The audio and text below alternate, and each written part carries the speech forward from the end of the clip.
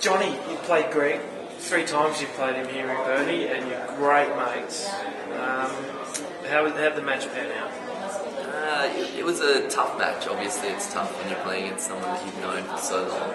We've grown up together, playing the same tournaments together, and I've had a bit of a layoff, so I've been, in the wilderness for a little bit. But tough conditions out there, but I'm really happy I got the win. Now you talk about had the layoff, and by G, you've come out of the layoff pretty strong. You've got a wild card in the Brisbane qualies, qualified, had some really good wins there, and then Australian Open as well. So how is your form, and how have you come back after the bit of a break? Well, I actually got in off my ranking at Brisbane Colliers, right. So it's always nice to get in off your own merit there. But I kind of hurt my shoulder about April last year. I had a really long match on clay, and I've had one little nigger with my shoulder early on when I needed an operation, but it's been good since then. But for some reason, it really played up, and I made the mistake by trying to keep playing on it. I'm all the way overseas, and it's obviously expensive to come home, especially if it's a minor injury, but it ended up being a pretty big one. And I played through to about Wimbledon, but when you're unfit, you get pretty down on yourself. It was a tough time. I didn't play a tournament for 6 months, and I took my protected ranking, but I have a great team back home, and I worked very hard to get myself back to where I think I'm playing very good competitive tennis. I think I've come back stronger than I was before, and it's been a great start to the year. It was great qualifying. Beat 3 really tough players to get through qualifying in Brisbane, and managed to get in off my own merit. So I'm proud of myself to do that, especially being the first tournament in 6 months. And then Aussie, I think I was a bit unlucky. Conditions were tough, and I had a really tough one against the guys ranked pretty highly. But I wouldn't say he was a better player that day. So I'm confident with the way I'm playing, and today just reaffirmed where my game's at. Were you nervous going into the match at all? That's the beauty of having a bit of a layoff. You don't really get as nervous, and I've been working with my coach Gary Stickler back home on just relaxing and just taking it easy out there and not getting so worked up, and it's really helped me. It's helped me identify and focus on the things I need to be doing rather than letting your emotions get into place. So, I think today was just a good step in the right direction. Okay, and when the draw came out, you saw you were up against Greg. Was there a quiet confidence about it, or was it a little bit more proceed with caution? I have a lot of respect for Greg, so you always have to be confident with yourself. I think staying positive, on the tour is one of the most important things. So you're always confident with your abilities, but there's mutual respect between Greg and myself, I'm sure, especially from my end, and I'm sure Greg feels the same way. So you have to approach it professionally, and I did so. And the conditions were tough out there today, and I managed to come out on top. Yeah, and you spoke about the post-shoulder injury and having that layoff. What type of things did you do? Did you just sort of go, you know what, I'm going to have a full break here, I'm going to enjoy the first couple of years of or the first break, I guess, in your 20s, and just go back and be a kid again, go out and hang out with mates, etc.? Yeah, I think that's important to get away from tennis, even when you're playing tennis. When I'm home, I've got some great friends back home that are away from tennis. I did all my schooling at Anglican Church Grammar School, and I've got some lifelong friends that I've made from there. And to begin with, I just had to. When you're rehabbing your shoulder, it's always a tough thing, and it can get you down. But people really lifted me when I was back home, but you also find, you can only do so much rehab. You have to kind of amuse yourself, and no doubt about it, I went out a few times and let my hair down. But I have lots of interests outside of tennis. I love reading. I studied hard when I was at school, so it kind of broadened my mind when I was out and when I was back home. And got into my football, Liverpool. Football, I mean soccer. I'm sorry, the AFL lovers here that followed up their transfer. It was the transfer window back there then, and so I followed their season, which hasn't been great so far. But and I was just a normal kid, and sometimes being normal is pretty fun. Now you're a patriotic boy, being Brisbane, Yeah. Lions, Reds, Yeah, everything like that. Raw. Yeah, exactly. I actually saw Brisbane Roar break the record. I was at the game, and I love getting out there and watching that. And obviously the Reds, they were kind of like the comeback kids too, so I can draw inspiration from that. And well, one of the obviously Quay Cooper, who leads the Reds, was a graduate in my grade at school, so there's a bit of fun facts there. And then you've got the Lions, which, you know, I think Vossi's got it tough up there. He was actually on my flight down to Melbourne. Don't know him so well, so I didn't say hello. And he was sitting at the front of the plane, and I was a bit further back. But yeah, obviously, I think a lot of Brisbaneites are, and Queenslanders are pretty patriotic. And yeah, I love to say I'm a Queenslander. Yeah.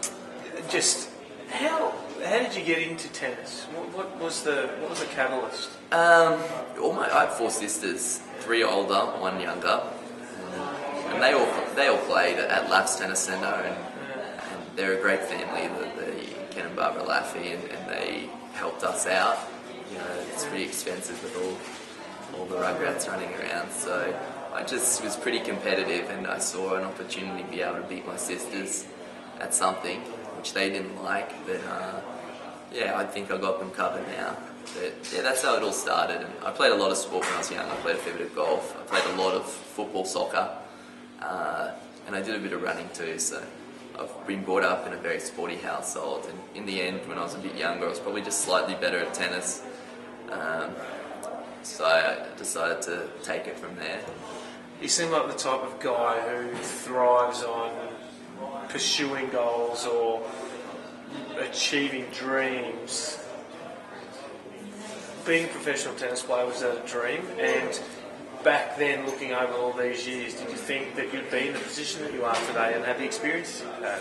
I think that from a young age, you idolise sports people, so I saw myself good at tennis and a little bit at soccer, but more so in tennis, and so you always dream of being great in that. So it's tough because tennis, you find out pretty quickly. You start seeing how many people play throughout the world, that it's a very tough game, so it has been extremely challenging for me. But the experiences that I've had overseas and at home have been really worthwhile, and I think even more so the people that I've met. I think that's pretty special. You get to meet people from all walks of life, and yeah, I think that those experiences, regardless of what I do in the future, will hold me in good stead. There's always a situation where you come to crossroads that's been career defining. Can you remember where that point was?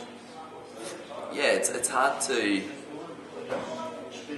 say. That's a really tough question, because I think that I think you can look back and see that, and right now maybe it's just maybe it could be happening right now.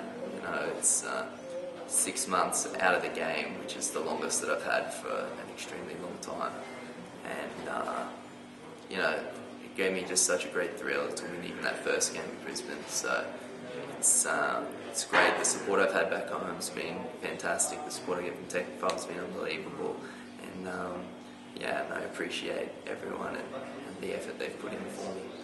Was there ever a time where you've gone, you know what, I'm done, I can't do this? Definitely, and that's what happens when, you know, you find yourself sleeping on airport floors with a bung shoulder, and that's what I've had, you know, last year. That's what I had to do, because that's the life of a tennis player at not quite the highest level, you know, not playing the slams, the ATP tournaments each week, and for me, that's how you make ends meet, and that's tough because I come from a big family back home, and I'm close to a lot of people back home.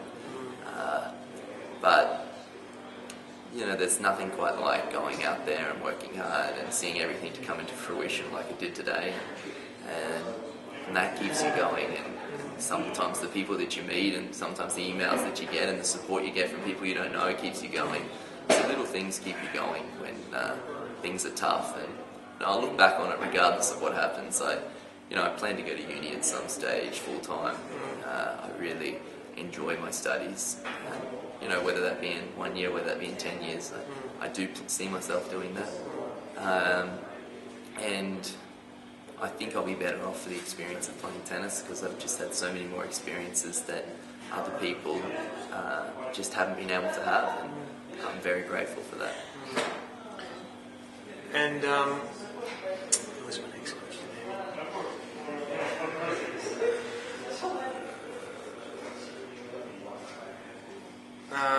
Sorry, Johnny. No, that's all right.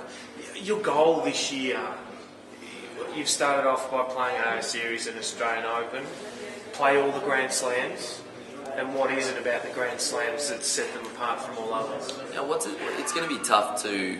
I can probably use my protected ranking to get myself into Wimbledon and the US. The toughest Grand Slam for a qualifier to get into is the French Open, Roland Garros, which is a fantastic tournament. I played there 2 years ago, and it was unbelievable to play on the red dirt. There's something, sacred about it.